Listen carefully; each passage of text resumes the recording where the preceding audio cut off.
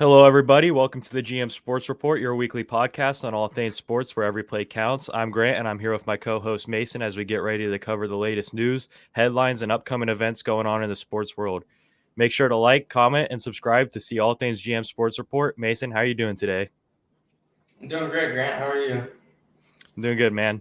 So, we had a pretty crazy week going on in the sports world. So, a lot of news to talk about. Real quick, we're going to want to start out with a current update on our NFL game predictions. My record right now is 19-13, and Mason's is 16-16. We had a Yeah. crazy week of upsets in the NFL. So, our records aren't looking too hot right now, but we're looking to keep improving as the season goes on.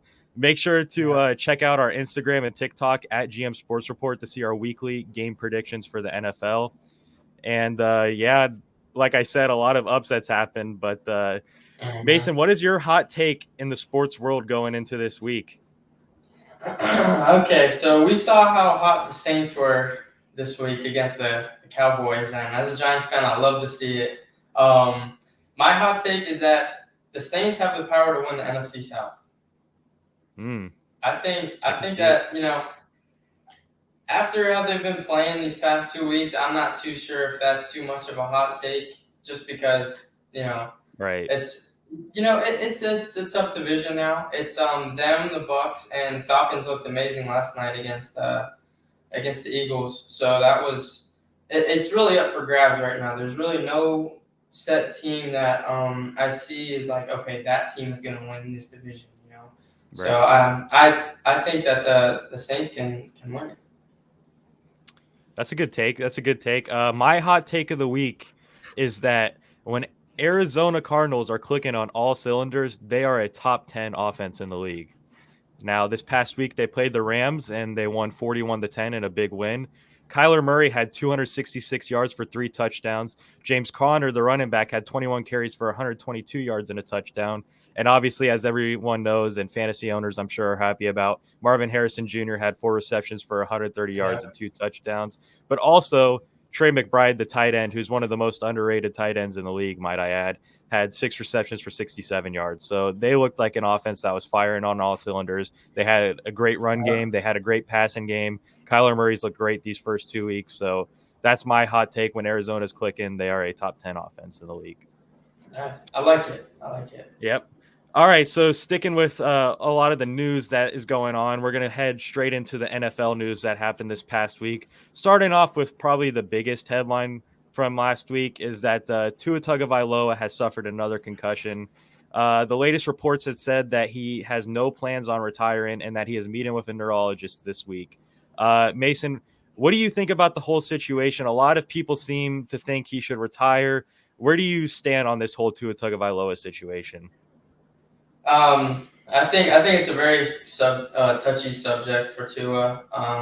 He's had three confirmed concussions in the NFL alone, including this past week, and not to mention that he had a concussion at Alabama as well. So it's really, how many concussions will it take to get severe like brain trauma, if not already? I think it's great that he came out with a statement like he did, to kind of give fans hope. But I think he really needs to kind of sit down and talk to his family and loved ones on what really he needs to do, taking the next step. So that's kind of my idea on it. But yeah. As far as I stand, obviously I'm a Dolphins fan, so All right. seeing this happen again to him kind of like made me upset, obviously. Yeah. Um, Look, as far as the Tua thing goes, you look at Tua, this is a guy that's had to deal with stuff his whole career. I mean, the injury at Right. Alabama to now coming into the NFL, and then he had to deal with that head coach. We're not going to mention his name. He doesn't even deserve to Yeah. have his name repeated. Mentally abused him, tell him he's not good enough every day. Took a toll on him then. Then he finally gets that head coach in Mike McDaniel that he's been looking for and suffers that first major concussion. And now he came back and he suffered another one. It just sucks to see because if there's anyone who's the great guy in the NFL, it's him. He's a really great guy. And I've never seen someone try to prove themselves more than him. So Right. at the end of the day, I think that who are we to say, oh, he should retire? You know, it Exactly. should be his decision at the end of the day. And I personally, as a Dolphins fan, do not want to see him retire. But if he comes out and says that he feels the need to retire, I will 100% respect that decision. And that's all I pretty much have to say about that. It is upsetting to see, and I hope that he can bounce back stronger than ever. But, you know, we'll see what the future holds for that. All right, sticking to the injuries that have happened this past week, there was a lot of injuries going on. Isaiah Pacheco, Cooper Kupp, Debo Samuel, and Christian McCaffrey are all expected to miss multiple weeks. What team do you see this affecting the most as we go forward? Um, Honestly, the Rams.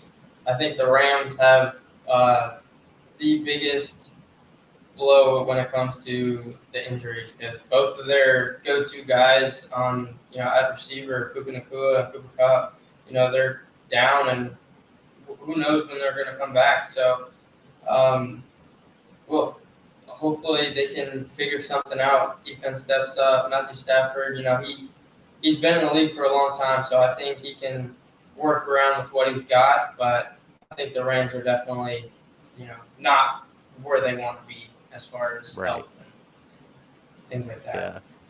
Yeah. I also agree that the Rams are going to be affected by this the most because, like you said, I mean, Matthew Stafford just lost his two best receivers. Yeah. And not only are they his two best receivers, they're like two of the best receivers in the whole NFL. So that's like not ideal. They're going to have to force feed Kyren Williams a lot.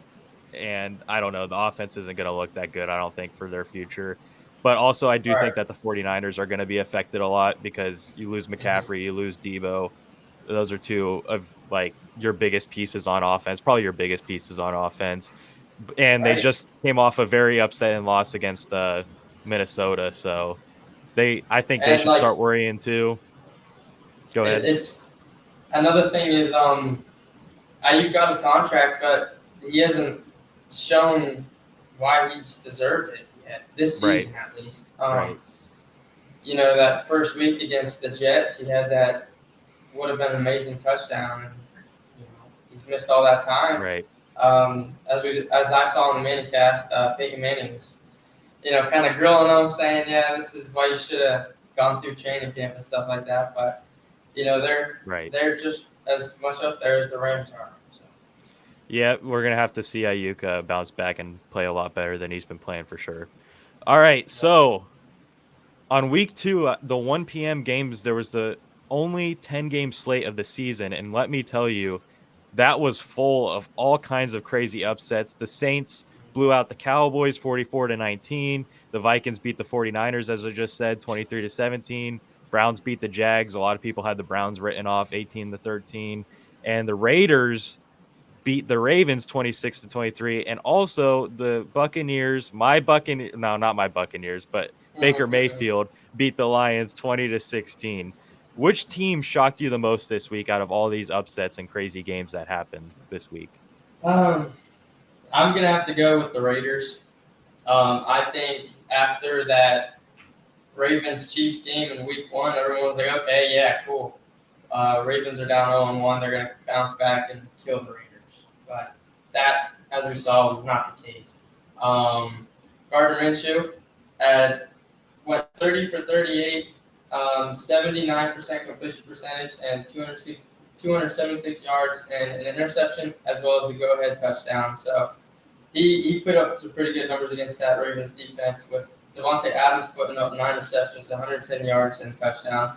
And a new name that we haven't really talked about much is Brock Bowers, 9 receptions and 98 yards. So that is great on the offensive side. And then Max Crosby had 5 tackles, 2 assists, and 2 sacks. So crazy. I really love what head coach Antonio Pierce is doing. So beating a team that I even said in the beginning of the season that is a juggernaut of a team, it's just amazing for the Raiders to come out and get that win. So, yeah. I agree. Brock Bowers has looked incredible. He's definitely looking like one of the best tight ends of the league and looking as good as advertised when he was going into the draft. For my craziest game, I had a feeling you were going to pick that game, so I wanted to pick a different game. I I also want to shout out the Bucks beating the Lions real quick. That's not the ultimate game I picked, but I think that's a Right. pretty impressive win for the Buccaneers and what they're trying to do right now. Mhm. I have the Saints beating the Cowboys 44-19, blowing out the Cowboys, going into Dallas and blowing them out. That's a Oh pretty yeah. impressive win in my eyes. Look, the Saints have scored over 40 points in their first 2 weeks, which is just absolutely crazy. In these 2 games, they've scored a total of 91 points, which is just absurd. And Alvin Kamara is leading fantasy football scoring right now.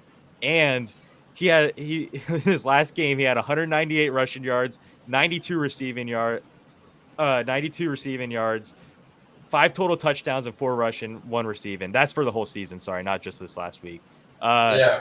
I also want to shout out real quick. I just want to thank you personally, one on one. I just want to Yeah. thank you Yeah. because No before our worries. fantasy football league started, I made a trade with him where I traded DJ Moore for Alvin Kamara, and maybe To you'll be win the trade fair, eventually. But off to a good start for me. So thank you for that. to be to be fair, last season Kamara did not have the greatest year, so I'm like, okay, cool, give him up for another solid receiver on who I thought was going to be doing well with Caleb Williams, but we'll get into that one later. But yeah, no, All no right. problem, Grant, no problem. Yeah. Just thank you, buddy. Pleasure doing business with you. Yeah, yeah. All right. So real quick, the last thing for the NFL news we have, we're gonna keep doing this every week. What are your 3 takeaways from week 2 of the NFL? So my first one kind of hits close to home. It's just the Giants and Commanders game total. Graham Gano being hurt in the very first play of the Yeah, game that on came in kickoff. bad. Commanders, ran all the way back just for Gano to get hurt, and then there was a flag on the play, so the play didn't even count. Washington scored every single drive, 7 straight, all off field goals, by the way, and their offense was 0-6 in red zone efficiency. So, just a little quick fact: Giants are the only team in NFL history to score 3 touchdowns and lose against only field goals. So. Oh man, Giants out here making history, and I love it. So in a bad that's way. my first take. Yeah. So my next takeaway is Aiden Hutchinson. 4 tackles and assist, 4.5 sacks, and 4 tackles for loss, as well as a forced fumble. So even though Lions didn't get the Crazy. win, he came to play. Crazy. Then my last takeaway was the production of Marvin Harrison Jr. 4 receptions, 130 yards, 2 touchdowns, and that's coming a week after Kyler Murray saying, "Sometimes the ball goes to him, but that's not my job." So It everyone was was his kind of job like, this "Well, last let's." week. Yeah, it was. Yeah, it was. So the media definitely took it out of context, but Oh, the way way he out of said it, proportion. yeah, the way he said it, he took it out a better way. But that was amazing to just watch that team just kill the injured Rams, I guess. So Right. yeah, those are my 3 takeaways. All right, my 3 takeaways. Baker Mayfield and the Tampa Bay Buccaneers are Uh-huh. legit NFC contenders and can win their division for the 4th straight year. Now, their Mm, division is looking very strong right now, that's as you right. were saying Yeah. earlier, with the Mm-hmm. Saints and with the Falcons winning against the Eagles last night. They're a very impressive team this year, though, beating the Lions rather. And Baker Mayfield, I've been saying it every week on this show, has just looked so impressive. And I Yeah. can't wait to see what this team actually is exciting to watch. Like, I don't know if you've been catching any of their highlights, catching any of the games, Yeah. but they're a fun Mm-hmm. team to watch right now. And that's my first takeaway. The second takeaway is that the Ravens are in serious trouble after starting 0-2 for the first time in Mm-hmm. 10 years. They have to face Dallas and Buffalo the next 2 weeks. So it's not looking like an easy path back to success. They Right. need to figure it out. They got a lot of figuring out to do. That's all I'm going to say for that. And then my third takeaway, this one pains me really hard to say, but Buffalo Bills are still a legit AFC contender, and they have not Mm. let losing players slow them down so far.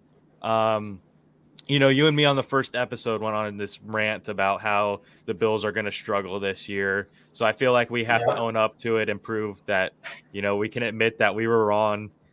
They look Right. very good. This really hurts me to it really pains me to say, but I Buffalo, know. I know. they look just as good as the past few years, and Josh Allen has looked insane this year. So I got to give credit where Yep. credit's due. So that's my three Yep. That's for takeaways sure. this week. Okay, going into the next segment of news, we had a pretty big event go on in the UFC world where UFC 306 took place in the Sphere, which might I say, that Sphere event was Mm. one of the coolest productions I have ever seen. It was For those amazing. of you who haven't seen it, I highly recommend looking up what like the Sphere looked like during that event. It was really incredible to see how far we've come in the entertainment industry for stuff like that. It was It was amazing. really cool. I wish the main card was better than the place, but we'll get into Yeah. that. Who was your fight of the night for UFC 306, and who was your fighter of the night? So I pretty much hit it right on the nose last episode, saying I think Zeluber and Ribovic was Yeah, very good. going to be the fight of the night. Um, and I was pretty much right on it. Oh yeah, And Zeluber was just, even though he lost, he had a rocky moment. You know, yeah, he was getting absolutely mauled by Ribovic, and he yeah. just the way he was able to stand on his feet. Not only that, but I trade can't back. believe he didn't go It down. just Yeah, the way that happened and unfolded, it made every single, I think, UFC fan that was watching that fight just get absolutely hyped and make hmm make the blood boil a little bit. oh So yeah, they only had 15 seconds of ground time, which is a real love stand and that. bang between them, which was amazing. 653 strikes thrown between the two.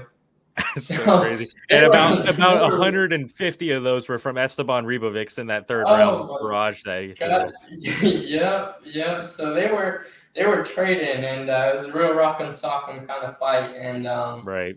you know, it was amazing. That was my fight of the night, and Celebre was my fighter of the night. Just the heart that was shown after Even though what he he was lost, going that's your through. fighter of the night. Yeah, yes, I yes. respect it. I respect it. He did show a lot of heart. It's Rubens had an amazing fight overall, and there was times I thought he was gonna go down, but it was an amazing fight. Yeah, I'm gonna have to agree with you there on the fight of the night. That if I ever am trying to get someone into the UFC, I'm just gonna pull up a video of Daniel Zellhubar Hmm. versus Esteban Ribovics round 3, and I'm gonna show them that video. And if they're not hooked, I don't know what would hook them on, because that was one of the craziest rounds I have seen since watching UFC. Uh, I mean, Zellhubar looked Max so good Holloway. the first 2 rounds. Yeah, the Max Holloway fight was probably the last time I've seen something like that. Zellhubar Hmm. looked amazing the first 2 rounds, and then going into round 3, Ribovics knew he had to put some pressure on to have a chance to win the fight, and that's exactly what he did. And like you said, I cannot believe Zellhubar didn't go down at some point during that and actually started trading shots back. I mean, Oh my it god. was like a real life Rocky fight. If anyone's Yeah. fans of the Rocky movies, it was a real life Rocky fight. I highly recommend going and watching that fight back. It was Daniel Zellhubar versus Esteban Ribovics. It was a fight for the ages. My fighter of the night, though, is not from this fight. My Okay. fighter of the night is your boy Diego Lopez. Oh, he's an That animal. man He's an animal. that man came Ooh. in and dominated from round 1 to Wow. round 3. Absolutely clipped Brian Ortega. Just everything just looks so clean, so It fluent. was so He nice. looks like a legit title contender fight. I want to see him get a Yeah. championship fight. I'm ready to watch him take over the UFC. This man is impressive and as good as With the advertised. mullet. With I would prefer that he shaved the mullet. I'm not a big fan of the mullet. Look, and what was it that I was saying that I also noticed? His chest tattoos look like Oh, a it's Ouija board. just. We were watching, or we were Oh on a man. yeah, we were on a call together watching the fight, Yeah. and I'm just like, man, this guy looks like he has an Ouija board on his chest. But Yeah. you He's know, he's an animal the though. yeah, despite his lack of style Appearance. and appearance, Appearance. he sure has a lot of style in his fighting. So that's my fighter Yeah. of the night. Now to get on to the more depressing side of things from this Wow. event. Sean Yeah. O'Malley, the Sugar Show is now over or temporarily postponed. as Yes. Merab completed the big upset and defeated Sean O'Malley. He's now the bantamweight champion. What are your thoughts on the fight? So I think the best Sean looked was walking into the cage. Um, Yeah, I mean, he was fighting he was fighting way too conservative just to get taken down like 6 times. So he did have 8 successful takedown defenses, but can't win when you only throw 91 strikes. And like you said before, his game is standing up, but he only landed about 53% of those. And Marab, when he was laying on top of him, he had about 310 strikes, landed about 69% of those. And he was just, I'd love for Marab to get absolutely humbled. It was just a disgusting way to fight, I think. He was kissing Sean's back while he was up against the cage, and yelling at his Nordine was like, "Hey, coach. stop!" Yeah, he's yelling. He's straight out the gate. He was yelling at Yeah, his I coach, almost and wonder if that threw off Sean O'Malley. I don't know. I don't think it would have, but it's just a I very saw weird an thing inter- to do. I don't know. I saw an interview saying he felt great going into the fight, and Oh he has yeah, no yeah, excuse. So yeah. He admitted no um, injuries, no nothing. He said it was the best weight nothing. cut he's ever had. Yeah, and for Marab to just lay on him for 10 minutes out of the 25, he just felt defeated. So I mean, yeah, that's kind Yeah, of my takeaway on it. I've never seen Sean O'Malley look so flat before. I mean, you can Yeah, tell I that know. that takedown was in the back of his mind the whole time because he was fighting so conservative. If they were to rematch, though, I would have Sean O'Malley absolutely mauling him because I don't think that he'd make the same mistakes he made in this last fight. I think everyone knows what his mistakes were. Uh, I did say last week that Marab's only advantage was his wrestling and his takedowns Yeah. abilities, but I did say that I thought Sean O'Malley would be able to counter the takedowns, and I think Marab landed 9 of or no 5. It was like 5 of 12 or something like that. So he did stuff a good amount, but if you land 5, that means you're landing 1 per round, and that's all he needed because as soon as he would get that takedown, he'd just stay on top of him the whole Yeah. rest of the round. So that ultimately is what lost him the fight. Very upsetting to see. I'm not looking forward to Very. too many Marab championship fights personally, so it's going to be a little boring. And speaking on that, fans are outraged right now with the UFC as a whole. We have champions such as Marab. We have a guy named Bilal Muhammad who hasn't had a single knockdown in his UFC career as a champion. And we got a guy like Dracus Duplessis, who's also a pretty, I'd say, lackluster champion. Fans are saying that this is the worst era of the UFC right now. Do you agree with that statement? um, Overall, yes. I think those that watch the UFC for entertainment purposes, and those who want to get excited about watching fights, can agree that the active champions are severely underwhelming. Comments under the UFC and MMA pages and posts are like, if you want to watch, striking and things like that, then go watch boxing. Which understandable, not a horrible thing, but for a guy to lay on someone for like 25 straight minutes, you can't tell me that's exciting. And not only to lay Right. on him, it's literally laying on him. He's not going for any Right. submissions or No anything crazy submission. like There's like that. hardly any submissions. Right. So I think Dana is in trouble with the revenue side of it, Oh yeah. promoting the fights like that, because Sugar was his baby until Right. that fight. And Look, if you see real quick, if you see the video of him putting the belt around Marab, you can see how mad he yeah. looked on his face because he knows he's going to lose a lot of money with Marab as a champion. Because I know personally, you and me aren't paying for no pay per view of Marab No, in a that's what I'm fight. saying. So, That's what I'm so saying. go ahead, go So ahead. I like, just needed to say that. yeah, no, you're good. But like guys like that, and like you said, Bilal and Muhammad and DPP, they're not gonna get excited to watch pay-per-views of that, and they're not gonna pay Mhm. the $70 to $80 or whatever.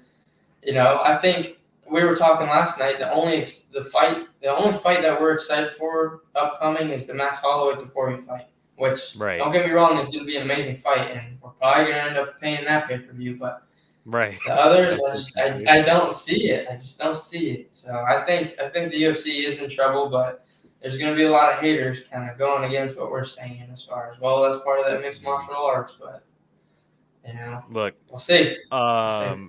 The last like probably 5 pay-per-views, the fights leading up to the main event have been significantly better than the main event itself. And Amazing. I think that Amazing. shows you how much in shambles the UFC is in right now.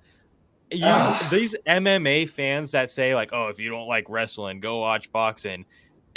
If you can actually look at me with a straight face and tell me that you want to see Bilal Muhammad be a champion, you're just lying to yourself. He's not exciting to watch. He hasn't had a single knockdown ever in the UFC.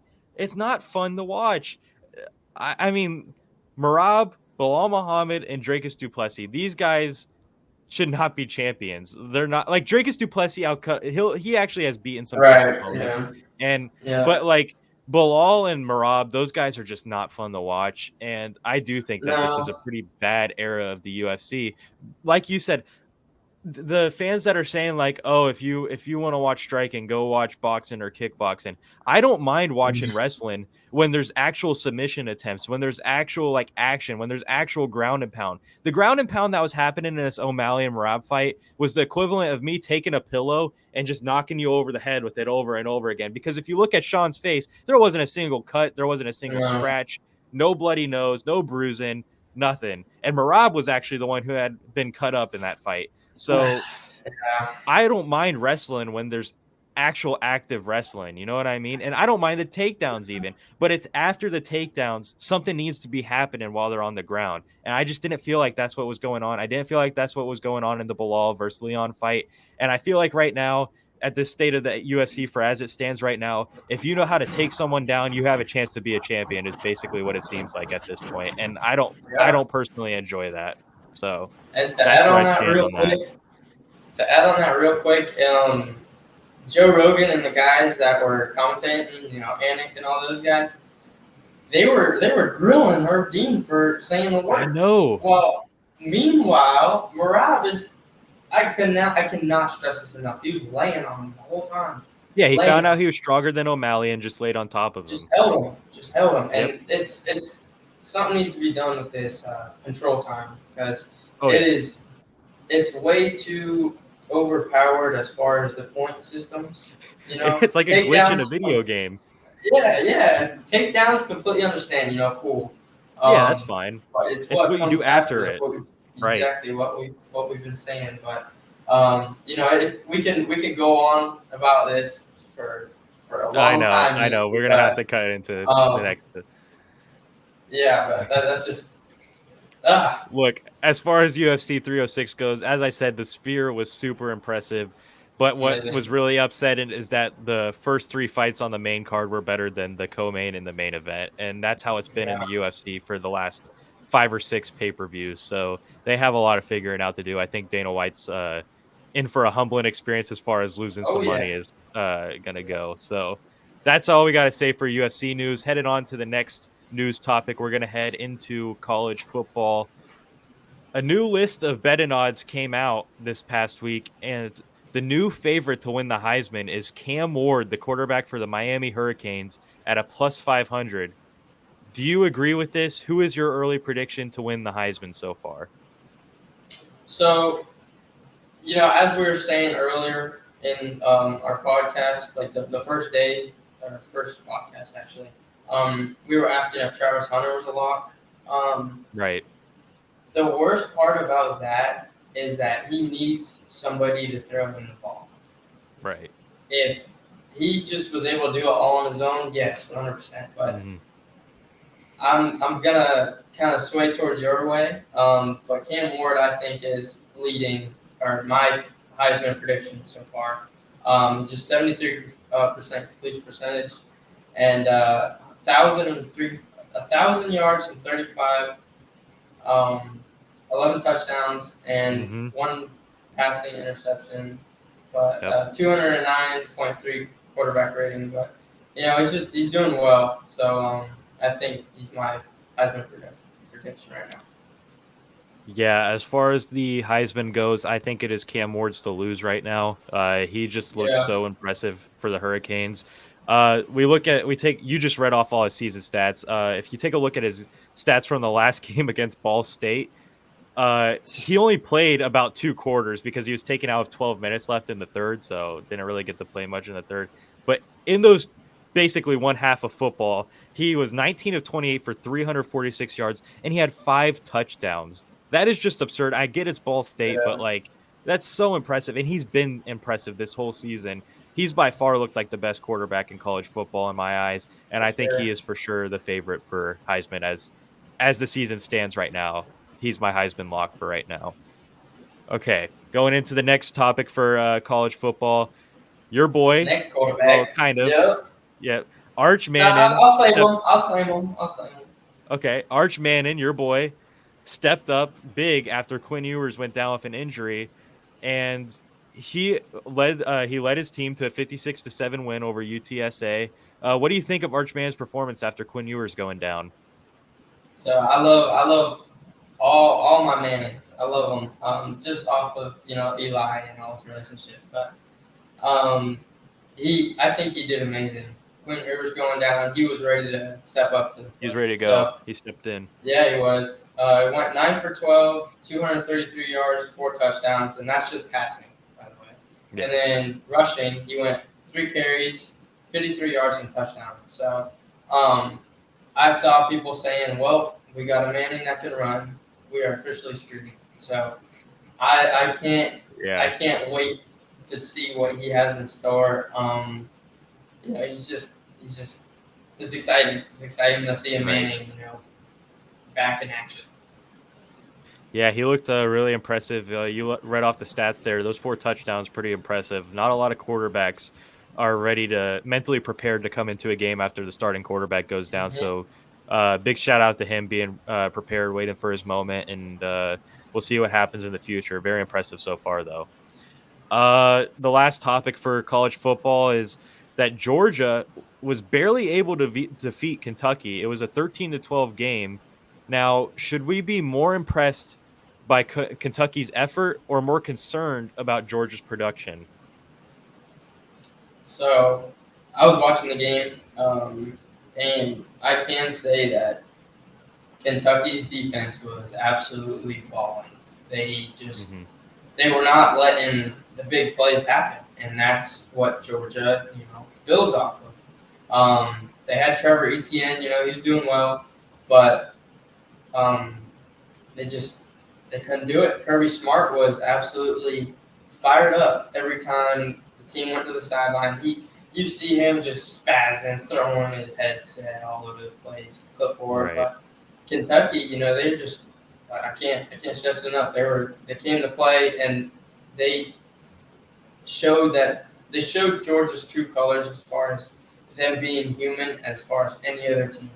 Little Rocky Mhm. reference right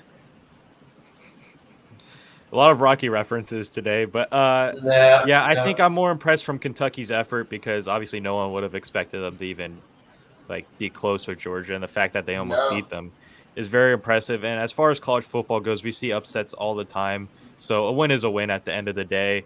And I think no, that we should be more impressed by Kentucky's efforts. That's all I got to really say about that. That's our yeah, news for this week going around the sports world. Now we're going to go into 2 brand new segments. This first segment, we're going to start doing pretty often, I think. I like the idea a lot. We're going to yeah, start giving a underdog or underdogs of the week. This is where we'll yeah. state who we think, whether it's a player, a team, any sport, just someone that deserves a little bit of recognition that doesn't really get looked at too much. Mason, who is your underdog of the week this week? So I kind of have a two-part underdog. Just Okay. real quick.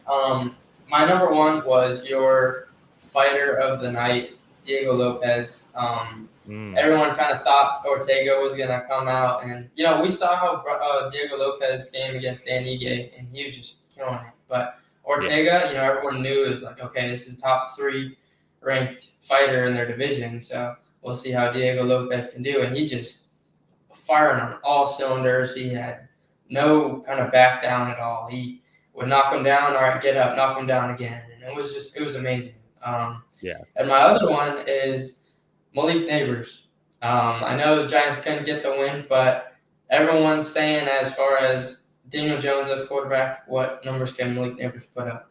Well, I'll tell you what numbers he could put up. 10 receptions on 18 targets, by the way. 18. 127 yards and a touchdown. Granted, he did have a big drop in One the fourth drop at the quarter. end of the game that lost him the game, but we'll look I past that. understand. That's I'm just messing with you. He had a great game. It hurt. It hurt. Not gonna lie, it hurt. Not so much when Slayton had a big drop, but whatever. So he had a great game. Yeah, those are my underdogs of the week. I like it. I do think that a lot of people are gonna bash Malik Neighbors because of that drop at the end. So I'm glad that you gave him his flowers because he did really have a good game at the end of the day. He had an amazing game. My underdog of the week is a singular player that goes by the name of Derek Carr. This guy was someone that many people wrote off, said he was terrible when he was on the Raiders. You know, Devontae Adams, we all know how he famously wanted him out of there, all that stuff. Just a lot of people wrote him off, and so far this season, he's been incredible. This past week in the blowout to Dallas, he was 11 of 16 for 243 yards and 2 touchdowns, which was an upset win, by the way. Like I said, going into Dallas, he did that. And this season, he's 30 of 39 with 443 yards, 5 touchdowns, and a 2-0 record. I mean, Derek Carr is a guy that's never going to be looked at that much by people. So I think as far as an underdog goes, he's the perfect person to pick because, as I said, so many people have written him off as a quarterback. And I'm happy to see him have this much success with the Saints so far this year. I think they're a really fun team to watch. And that is my underdog of the week. Okay, so going into our next brand new segment, we're going to call this The Floor Is Not Yours. What this is we're going to count down from our 5 to 1 of the biggest fails going on in the sports world this past week. Mason, what is your top 5 list of The Floor Is Not Yours from 5 to 1? Okay. All right, so 5. You kind of touched on a little bit with the Derek Carr thing, but I think the Cowboys as a team overall. Losing 44-19 to the Saints. I don't care how good the Saints are and how good, I said just everything. Everyone had the Cowboys win this game. Home opener. Everyone, saw how good the Cowboys roster potentially was. And, they're my number 5 for the Floor Is Not Yours. Number 4, a little different here. Alex Cora, the Red Sox manager. He was acting like the Yankees were going to give the Red Sox huge momentum to get into the playoffs. Being 4.5 games back, just to ultimately end the Judge home run drought and get his swing back. So as much as I'm kind of getting on Alex Cora, I would like to thank him to end the Paw Patrol drought. Do Red Sox fans even like Alex Cora? That's what I want to know. Because probably not. I think he's probably one of the most hated managers in the league right now. We probably have to ask Danny, but yeah. For number 3, I have to say, just kind of short and simple, is FSU's football team. For starting DJU for the 4th straight week. For the 4th straight week after going 0-3 to Memphis. So they went undefeated last year. Had Jordan Travis, and now they're starting DJU for the 4th straight week. Don't know what they see in him or whatever. Can I tell you what I see in him real quick? Yeah. I see a future of him flipping burgers at the McDonald's in Tallahassee. That's what I see for his future. McDonald's a little generous. I'll give him Burger King, but okay, sounds good. So my number 2 is Caleb Williams. I know he's young. He's got a lot of time to kind of prove himself, but 62% completion percentage, 174 yards, and 0 touchdowns, 2 interceptions, along with the loss. So he had week 1 that his defense kind of bailed him out, but Texans aren't going to let that slide. So yeah, he's number 2. And number 1, as much as it pains me to say, I was in a bad place last night watching the You Eagles sure were. game. I was texting you, and you were giving me very snippy answers. I wasn't very happy with you. The first thing that kind of put me over the edge was watching Sunday Night Football, or no, it was Monday Night Football. I apologize. Um, just to see my favorite basketball player to come out onto the field Man. and watch and wear an Eagles jersey. Oh So man. my number one, as much as it pains me, and the only time I'll be here is Jalen Brunson. So I love you, Jalen, Crazy that he did that. but not Monday night. I did not love you. I'm sorry. That Right. hurt me so much. Just for That's them a very to go fair from number one. they went from Jalen Brunson then to talking about Saquon Barkley, then Jalen. Ooh, So I couldn't do it. The only thing that that's a kept me rough. sane That's that rough. night, the only thing that kept me sane last night to watch the game was the Manning cast. So that's why I kind of gave little preferences. So Right. yeah, those are my top That's a five. great number one. I'm glad you put that there. I That's just know. absolutely crazy. I It that hurts. would be like the Oh equivalent of seeing gosh. Jimmy Butler walk up to a Dolphins game and he's Oh wearing a Josh Allen jersey. So I know your pain. yeah. So Uh, the fact. Oh, all right. Okay. yeah. We're gonna have to move on before this turns Go into a for it. therapy Sorry. session. All right. Mm-hmm. So my top five floor is not yours list. At number five, I have to give that slot to my Chicago Cubs. They lost Mm. 2 to 3 games against Colorado this past Oh. weekend. Look, the Cubs needed to play like perfect baseball from here on out to have a chance, just to have a chance at having a wild card slot. Um, they were playing Colorado Rockies, who's just a terrible team, and you'd think like, oh Mm. yeah, we got to sweep them if we want to really make a push for the playoffs here. They lost 2 out of 3. Not only did they lose 2 out of 3, those 2 losses came to blown leads, and one in the 8th inning and one in the 9th inning. That's been the story for the Cubs this whole season, is blown leads in the late innings. So it's absolutely Yeah. depressing as a Cubs fan to see. I can't take it anymore.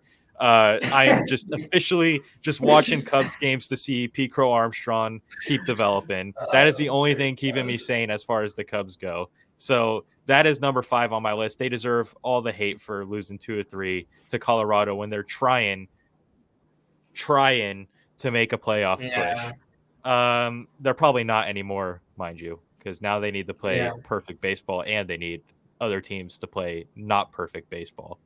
Um, Number 4 on the list, I'm gonna give it to my other team. The Miami Dolphins lost 31 to Oh 10 my on gosh. Thursday Night Football at home to the team that owns them in the Buffalo Bills. I hate to say it as a Dolphins fan, but we are just absolutely owned by the Bills right now, and I'm going to keep saying that until it changes. I hope it changes on week 9 when we play them. But man, it's just so annoying to see them lose over and Yep. over again. We Mm-hmm. looked so bad. I mean, obviously prayers for Tua right now, but man, he looked terrible like before the injury.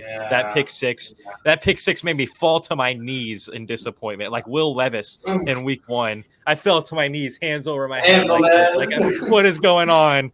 But yeah, that's my number 4 slot. Number 3, it has to be the Ravens losing to the Raiders after being up 23 to 13 in the fourth Yep. quarter. They blew a lead to the Las Vegas Raiders. I'm not saying the Raiders are bad or anything, but the Ravens, we were giving them like Super Bowl contender status going into the season, and they're We blowing were. 10 We point were. leads to a team like the Raiders. So that's number Yeah. 3 on my list. Number 2 on my list is going to have to be Sean O'Malley losing to Marab. Oof. 73% of bets were placed on Sean O'Malley. So that is just a huge upset.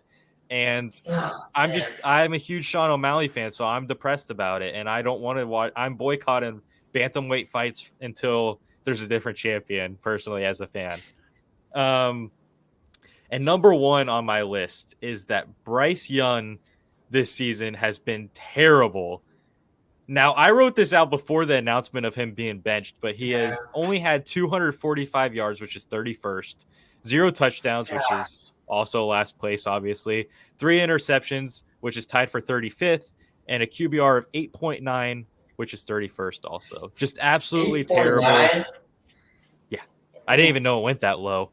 Um, No. yeah, so that's my number 1. Absolutely terrible, and he has now been benched for Andy Dalton. Not ideal for your first overall pick to be benched and look this terrible after everything you gave up to get him. It's not looking too good for the Carolina Panthers. So that's pretty much going to wrap up the show, guys. Thank you guys for tuning in this week to this week's episode of the GM Sports Report, where every play counts. Please make sure to like, comment, and subscribe to be able to see our weekly episodes on all things sports. For additional content, check out the description to see links to our Instagram and TikTok account. This is Grant and Mason signing off for now. Have a great week, everybody. Thank you.